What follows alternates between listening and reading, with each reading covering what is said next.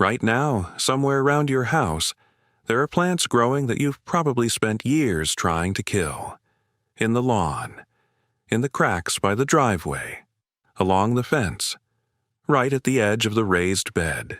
You pulled them. You sprayed them. You smothered them with mulch. And every spring, they came back. That should bother you a little.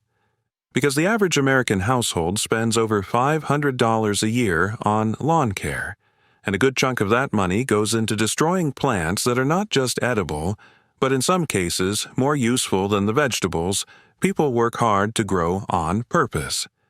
That's the scam, hiding in plain sight. We were taught to look at a perfect lawn and call it success. We were taught to look at volunteer plants and call them failure. And somewhere in that trade, a lot of people ended up paying to erase a free food system that was already trying to establish itself. Not 6 random weeds. 6 jobs. 1 gives you dense minerals. 1 fills an omega-3 gap. 1 works like a tougher spinach crop with a quinoa connection. 1 turns shady dead space into food. 1 feeds the soil. And 1 shows up before your garden does, right when fresh food is hardest to come by. Once you see the yard that way, the whole thing starts looking different. The fragile part usually isn't the weed layer. It's the expensive layer. Let's start with the one almost everybody knows. Number 6. Dandelion. We are spraying weed killer on a plant that can give you 558% of your daily vitamin K in just 100 grams of greens. Not a small mistake. A complete reversal of value. Dandelion has become the symbol of a messy lawn, but it did not get to North America by accident. European settlers brought it across the ocean on purpose. They wanted it close to home because it was useful. Food plant. Herb, reliable green. So the same plant people now hit with Roundup every spring was once treated as valuable enough to carry across an ocean. That should reset the conversation all by itself.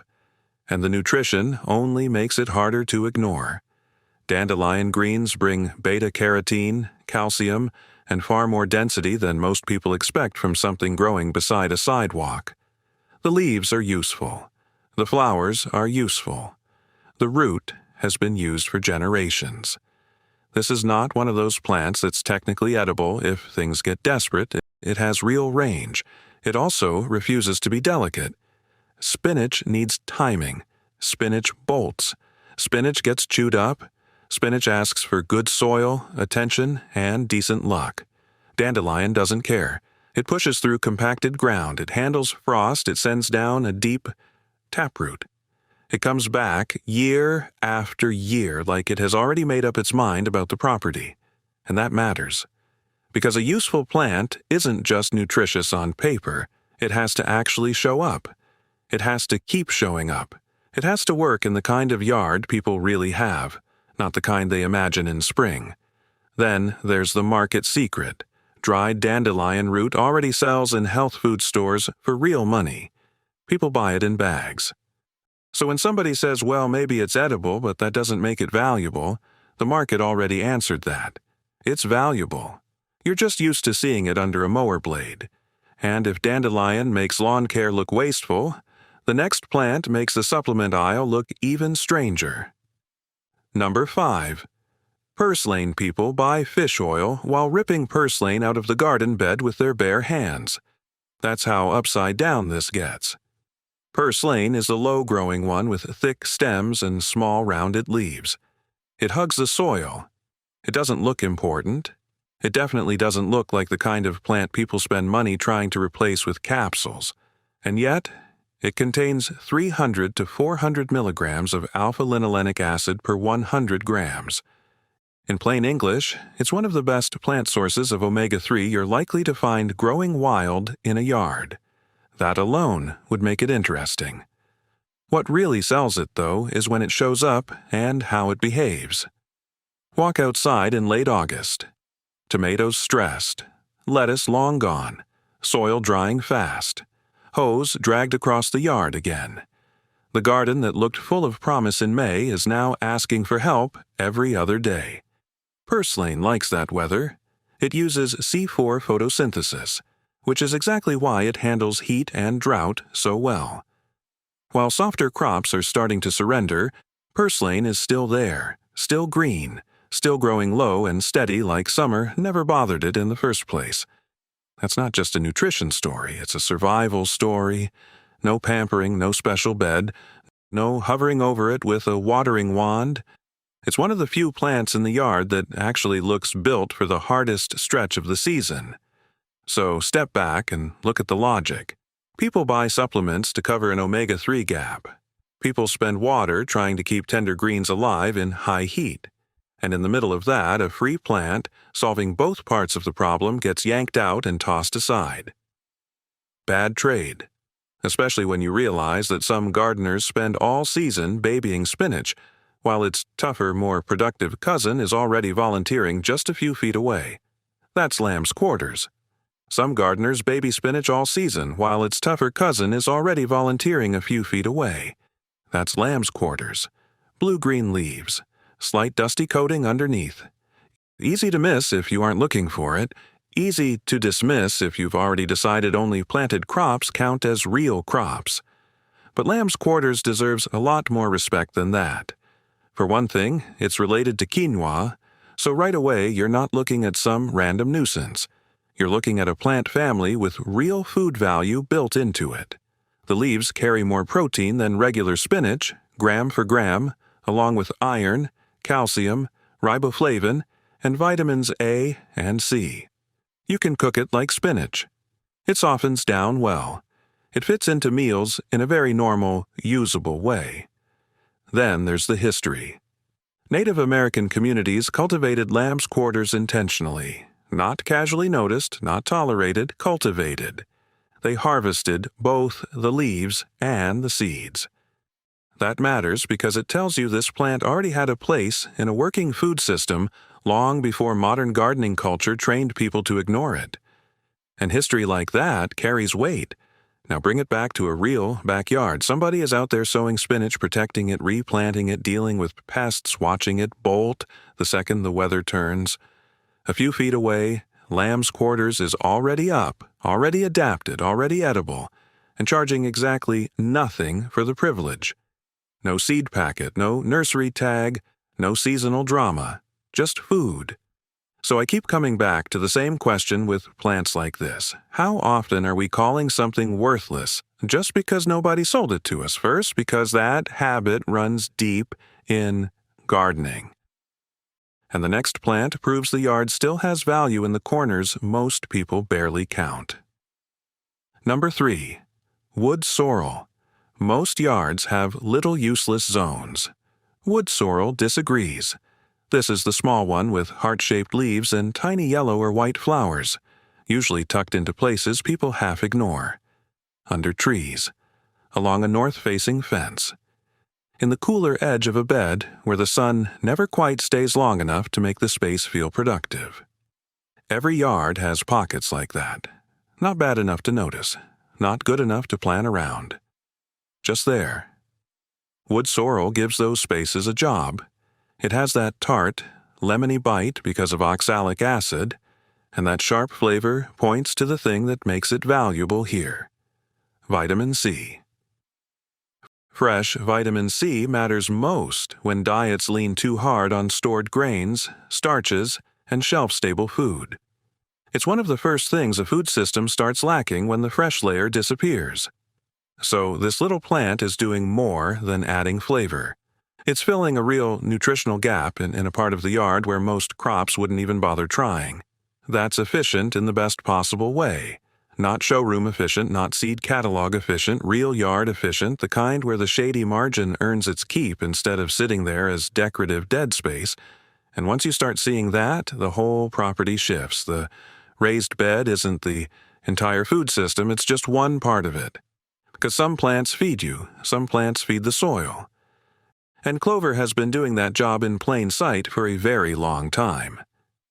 Number 2. Clover. You kill clover, then buy fertilizer to replace the job Clover was already doing for free. That loop should bother more people than it does. Clover is not just lawn clutter. It's a nitrogen-fixing legume. Its roots work with bacteria that pull nitrogen from the air and move it into the soil system. Farmers used clover on purpose for generations because of that function alone. Before synthetic fertilizer became normal, this plant had clear value. You planted it because tired ground needed help. Then lawn culture got involved. Uniform grass became the goal. Anything mixed into it started looking like a problem, and suddenly a plant that built fertility got demoted into a weed. Not because it stopped working, because it stopped matching the look. Ridiculous trade, especially when you look at what people spend now. Fertilizer bags, soil boosters, nitrogen products, all of it bought for the same patch of ground where clover was already trying to help.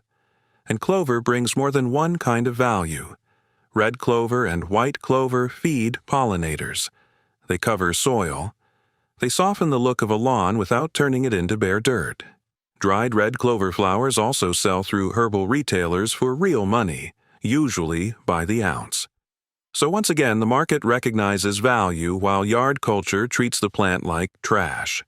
That's not a plant problem, it's a framing problem. And if clover changes how you look at the lawn, the last plant changes how you look at the calendar. Because this one shows up when the garden is still asleep. Number 1. Chickweed. The most valuable plant in the yard might be the one that arrives before your seed packets matter. That's chickweed. Tiny leaves, fine stems, small white flowers like little stars if you get close enough to notice them. It doesn't look dramatic. It doesn't need to. Its power is timing. In most temperate climates, chickweed starts growing in late winter or very early spring.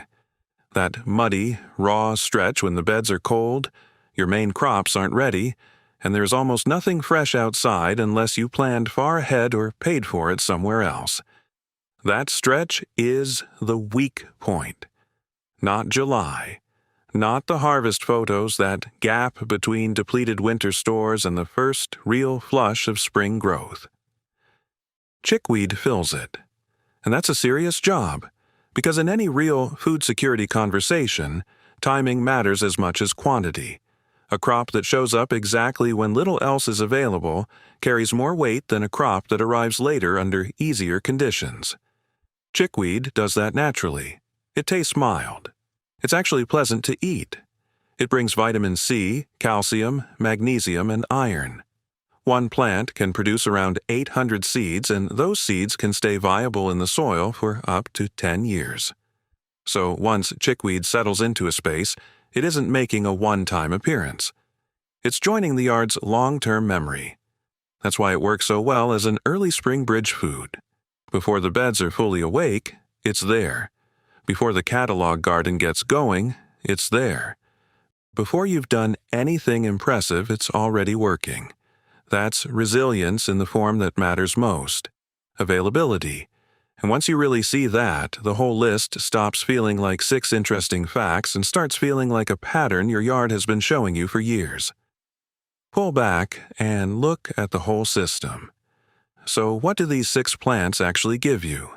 Dandelion gives you dense minerals and a perennial green that keeps coming back. Purslane gives you omega-3s and stays strong when summer heat starts knocking softer crops flat. Lamb's quarters gives you a protein-rich leafy crop that behaves like a volunteer spinach replacement. Wood sorrel turns partial shade into a source of fresh vitamin C. Clover feeds the soil. Chickweed fills the late winter, early spring gap before the main garden is ready to do much of anything. Not random, a working layer, and it's already there in a lot of yards without seed catalogs, irrigation plans, or another trip to the garden center.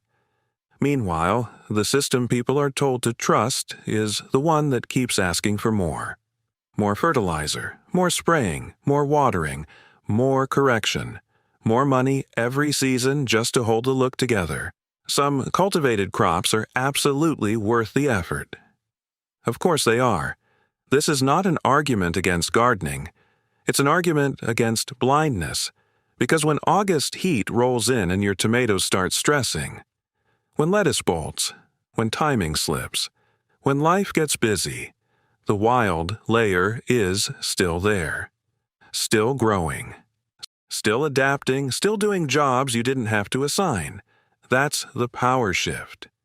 You think you're managing the yard, but the plants surviving frost, drought, compacted soil, neglect, mowing, and bad placement are the ones built to stay. They were here before the latest lawn care trend, and they'll likely outlast the next round, too. So the better question is not, how do I wipe all of this out? It's, which of these plants is already doing useful work for me? That's where a resilient yard begins. Not by erasing everything wild and replacing it with purchase dependence, by noticing what is already alive, keeping what actually serves you, adding cultivated crops where they truly help, and stopping the habit of paying once to kill the solution, then again to buy back part of what it was already doing for free. So next time one of these plants shows up by the fence in the cracks or along the edge of a bed, don't reach for the spray bottle first. Pause. Look at it properly, because there's a good chance your yard has not been failing. It has been trying to feed you.